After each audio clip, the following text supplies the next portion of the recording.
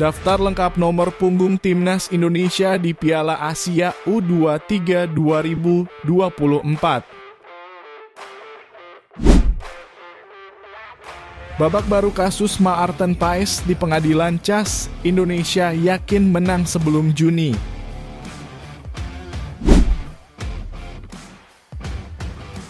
Piala Asia U23 2024 di depan mata, Shin Tae-yong akui Timnas Indonesia ada di grup kematian.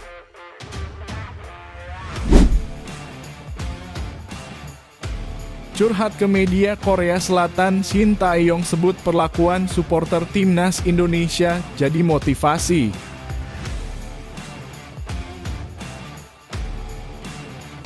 Timnas Indonesia dapat kabar baik, Elkan Bagot pulih dari cedera.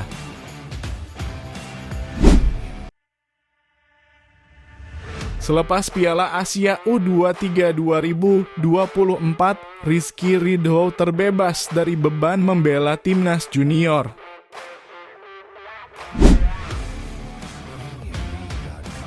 Penyebab Bagas Kava dicoret Shin Tae-yong dari skuad Timnas Indonesia untuk Piala Asia U23 2024.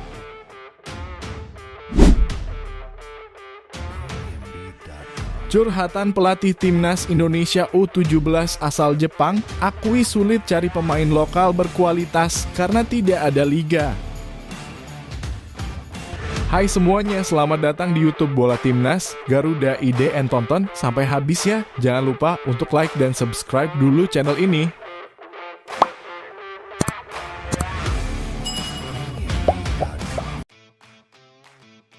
Daftar nomor punggung skuad Timnas Indonesia untuk gelaran Piala Asia U23 2024. Satu nama dengan nomor punggung paling nyentrik di skuad kali ini adalah Justin Hubner. Badan Sepak Bola Asia AFC mengumumkan daftar skuad lengkap kontestan Piala Asia U23 2024 beserta nomor punggung masing-masing pemain pada Rabu 10 April 2024 sore waktu Indonesia Barat. Para pemain Timnas Indonesia akan menggunakan nomor identiknya masing-masing di Piala Asia U23 kecuali Justin Hubner. Pratama Arhan misalnya tetap setia dengan nomor 12. Sementara itu Marcelino Ferdinand nomor 7, Ivar Jenner nomor 6, Witan Sulaiman nomor 8, Rizky Ridho nomor 5, hingga Hernando Ari nomor 21. Bagaimana dengan Justin Hubner? Bek Cerezo Osaka di Liga Jepang itu memilih memakai nomor punggung 10 yang terakhir dipakai oleh Arkan Fikri di kualifikasi Piala Asia U23 2024 pada September tahun lalu. Justin Hubner belum pernah mengenakan nomor 10. Sebelumnya di Timnas Senior, pemain berusia 20 tahun ini menggunakan nomor 25 di Piala Asia 2023 dan 23 di kualifikasi Piala Dunia 2026 zona Asia. Shin Tae-yong selaku pelatih Timnas Indonesia U-Strip 23 merasa bahwa semestinya Cerezo Osaka bisa melepas Justin Hubner ke Piala Asia U23 2024 Qatar. Kami sedang berusaha semaksimal mungkin agar Justin Hubner bisa bergabung secepat mungkin ke Timnas Indonesia U-Strip 23, ujar Shin Tae-yong. Mulai dari Ketua PSSI Pak Erick Thohir dan PSSI, semuanya berusaha.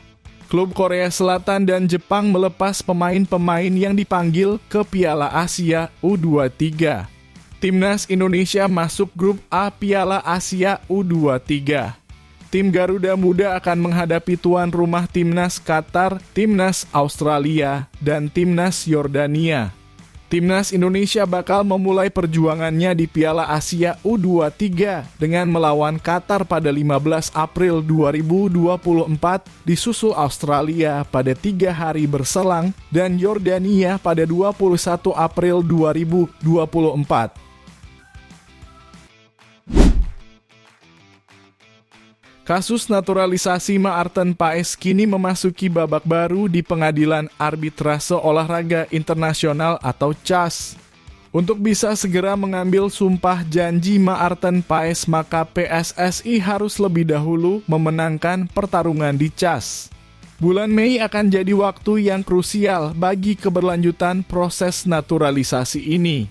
Ketum PSSI Erick Thohir disebut akan turun langsung untuk mendapatkan Maarten Paes dengan bertarung di pengadilan CAS. Kasus Maarten Paes sedikit lebih rumit jika dibandingkan proses naturalisasi para pemain lain yang sama-sama memiliki darah Indonesia. Alasannya Maarten Paes pernah membela timnas Belanda di kualifikasi EURO U21 tahun 2020. Padahal saat itu ia berusia 22 tahun. Sesuai dengan artikel 9 ayat 2 tentang perubahan asosiasi sepak bola, seorang pemain maka harus di bawah 21 tahun. Saya hubungi beberapa sumber di PSSI dan termasuk ketum Pak Erick Thohir. Optimis akan menang. Saat ini PSSI sedang menyiapkan berkas dan data penguat bahwa Maarten Paes bisa membela timnas Indonesia. Namun PSSI mesti gerak cepat mengingat kehadiran Maarten Paes di timnas Indonesia ditarget bisa sebelum Juni. Di bulan tersebut timnas Indonesia akan menjalani 2 laga penentuan di kualifikasi Piala Dunia 2026. Indonesia akan berhadapan dengan Irak pada 6 Juni 2024 dan Filipina pada 11 Juni 2024. Jika menang dari salah satu laga tersebut, maka Indonesia akan lolos ke putaran ketiga kualifikasi Piala Dunia 2026. Untuk memastikannya, maka Maarten Paes digadang bisa bermain di 2 laga tersebut. Jika Indonesia nanti lolos ke babak ketiga, maka persaingan akan lebih berat dan pengalaman Maarten Paes akan sangat dibutuhkan. Saat ini ada 6 negara yang sudah dinyatakan lolos ke babak ketiga, ada Qatar, Korea Selatan, Iran, Irak, UEA, Australia. Bung Ropan melihat kehadiran Maarten Paes tak hanya bagus untuk kualifikasi Piala Dunia 2026, namun juga untuk menaikkan level kiper-kiper lokal lainnya. Pengalaman yang dimiliki oleh kiper Dallas FC di MLS Amerika Serikat bukan main-main. Ia bertarung melawan striker-striker top seperti Lionel Messi dan Luis Suarez. Pengalaman Maarten Paes bisa ditularkan pada kiper lokal seperti Nadeo Argawinata atau Hernando Ari. Bahkan kepada Cyrus Margono jika nanti gabung dengan timnas Indonesia. Semakin banyak kiper berkualitas yang dimiliki Indonesia, maka akan secara otomatis meningkatkan persaingan sehat kemudian berefek positif pada tim. Kehadiran kiper setinggi 191 cm itu juga dinilai menambah kepercayaan diri lini pertahanan timnas Indonesia ke depannya. Usai menang di pengadilan CAS, maka PSSI segera akan mengurus sumpah janji Maarten Paes, kemudian paspor, dan selanjutnya bisa bergabung timnas Indonesia. Pelatih timnas Indonesia Shin Tae-yong curhat ke media Korea Selatan dan mengaku bahwa skuad Garuda Muda berada dalam grup kematian di Piala Asia U23 2024. Shin Tae-yong saat ini memang tengah fokus menjalani persiapan timnas Indonesia. Bahkan belum lama ini timnas Indonesia telah melakoni pemusatan latihan TC di Dubai, Uni Emirat Arab UEA. Skuad Garuda Muda menjalani TC di Dubai sejak awal April dan telah melakoni 2 laga uji coba. Rizky Ridho dan kawan-kawan menjalani laga uji coba melawan Arab Saudi dan UEA. Dalam 2 laga uji coba ini, tim Merah Putih menelan kekalahan 1-3 dari Arab Saudi pada 5 April 2024. Kemudian pada laga kedua, timnas Indonesia menang 1-0 atas UEA pada 8 April 2024. Tim Merah Putih pun baru pindah menjalani TC di Qatar untuk mempersiapkan Piala Asia U23 2024. Ajang 2 tahunan ini bakal berlangsung pada 15 April hingga 3 Mei 2024. Untuk itu sebelum menjalani laga ini, timnas Indonesia pun langsung menjalani TC di Qatar. Dalam ajang ini, tim Merah Putih bergabung dalam grup A bersama Qatar, Australia, dan Yordania. Melihat lawan-lawan timnas Indonesia ini tak akan menjadi laga mudah. Shin Tae-yong bahkan mengakui tim lawan skuad Garuda Muda ini adalah grup kematian. Timnas Indonesia memang berada dalam grup kematian karena lawan-lawannya lebih berpengalaman di ajang ini. Menurutnya, ia melakukan pendekatan kepada para pemain untuk menantang tim bagus. Ia memotivasi para pemain agar tak gentar melawan tim kuat seperti Qatar hingga Yordania. Hal ini dilakukan karena Shin menekankan agar timnas Indonesia lolos ke babak 8 besar. Ia menekankan sejak awal tujuan tim Merah Putih jelas, yakni lolos dari babak penyisihan grup. Saya akan melakukan pendekatan dengan pola pikir untuk menantang tim yang bagus.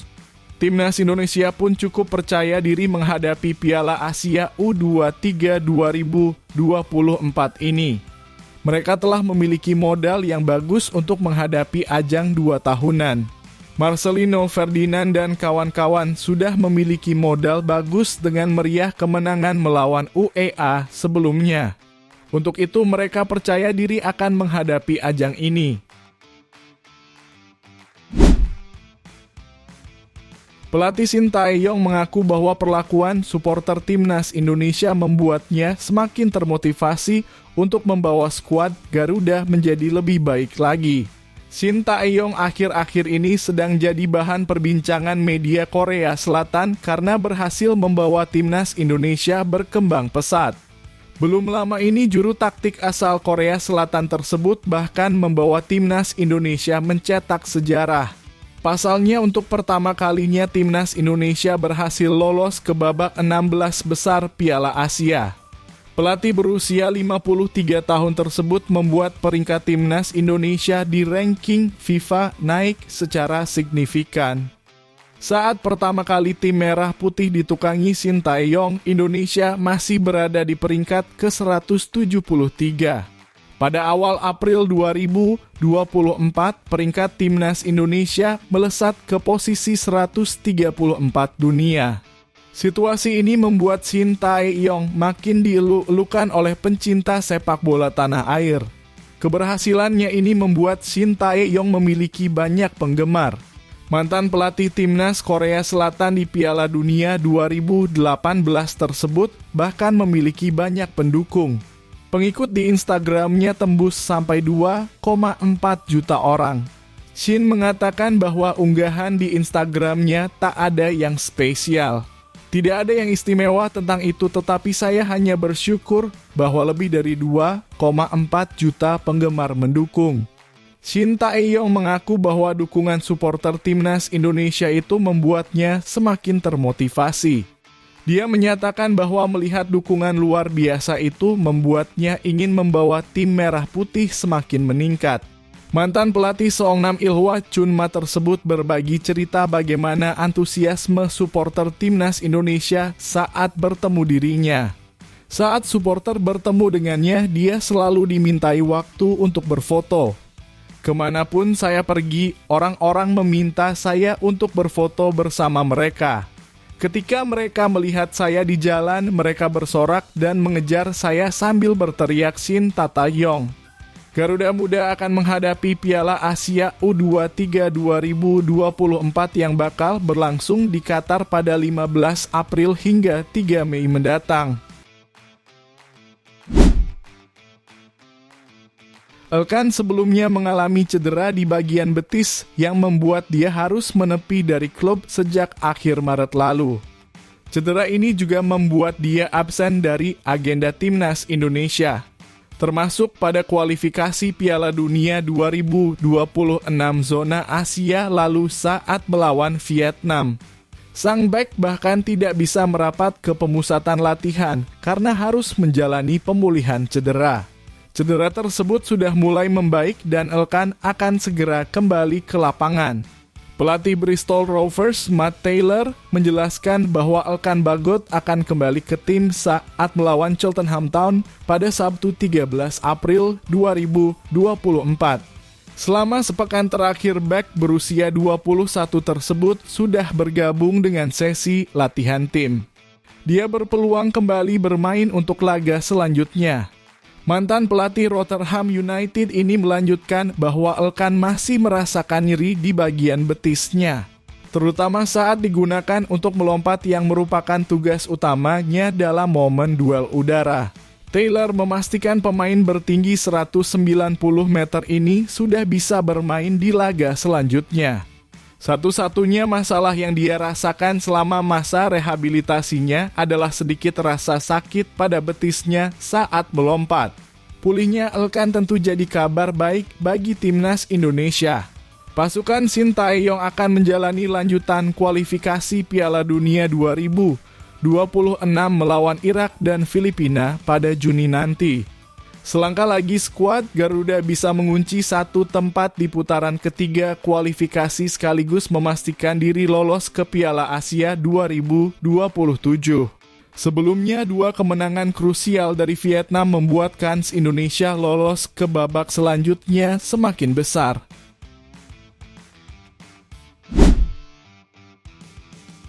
Timnas Indonesia akan segera berpisah dengan 5 pemain kelahiran 2001 di Piala Asia U23 2024. Usia 5 pemain tersebut bakal melewati 23 pada tahun ini, sehingga tak bisa lagi dipakai di Timnas U23.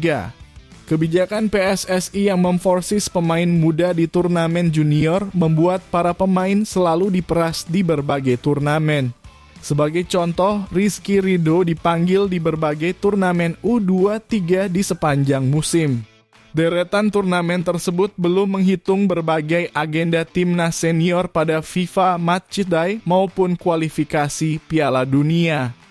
Dampak dari kebijakan tersebut membuat Ridho tak memiliki ritme bermain berkelanjutan bersama klubnya Persija Jakarta. Di luar negeri, klub bisa mengambil langkah hukum apabila pemainnya terus-menerus dipanggil timnas di luar kalender FIFA. Dampak negatif lainnya, tak ada ruang bagi pemain muda lain untuk mendapat tempat di tim nasional. Di negara mapan, PSSI-nya bisa membagi timnas menjadi beberapa tim di kelompok umur yang sama agar makin banyak pemain muda merasakan turnamen internasional. PSSI belakangan menjadi federasi yang kerap memaksa pemain meninggalkan klub di luar kalender FIFA. Witan Sulaiman sempat lama meninggalkan Radnik Surdulica dan Lecia Gedains karena Sintayong menerapkan TC jangka panjang. Marcelino dalam 2 musim terakhir selalu pergi dari Liga Belgia lantaran dipanggil timnas U23. Marcelino terlahir pada 2004 sehingga menata prospek diperah di timnas U23 hingga tahun 2027.